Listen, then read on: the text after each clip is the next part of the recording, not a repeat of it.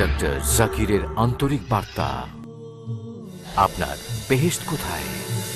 সহিহ বুখারীতে উল্লেখ আছে ৮ নম্বর খণ্ড কিতাবুল আদাব অধ্যায় নম্বর ২ হাদিস নম্বর ২। একজন লোক নবীজির কাছে আসলো এবং তাকে জিজ্ঞেস করলো, হে রাসূলুল্লাহ সাল্লাল্লাহু আলাইহি সাল্লাম, আমার সম্মানের এবং ভালোবাসার বেশি হকদার কে? নবীজি বললেন, তোমার মা। লোকটি বলল, তারপর কে? নবীজি বললেন, তোমার মা। লোকটি আবার জিজ্ঞেস করলো, তারপর কে? নবীজি বললেন, তোমার মা। লোকটি চতুর্থবার জিজ্ঞেস করলো, তারপর কে? নবীজি বললেন, তোমার বাবা।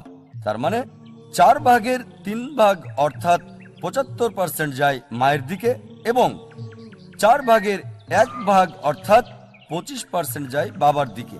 সংক্ষেপে মা পাচ্ছেন গোল্ড মেডেল, সিলভার মেডেল এবং ব্রোঞ্জ মেডেলটাও মা পাচ্ছেন। বাবাকে সান্ত্বনা পুরস্কারটা নিয়ে সন্তুষ্ট থাকতে হচ্ছে। এটা সুনানে নাসাইতে উল্লেখ করা আছে কিতাবুল জিহাদ অধ্যায় নম্বর 6 হাদিস নম্বর 3106। নবীজি সাল্লাল্লাহু আলাইহি সাল্লাম বলেছেন, জান্নাত তোমার মায়ের পায়ের নিচে। পিস টিভি বাংলা, মানবতার সমাধান।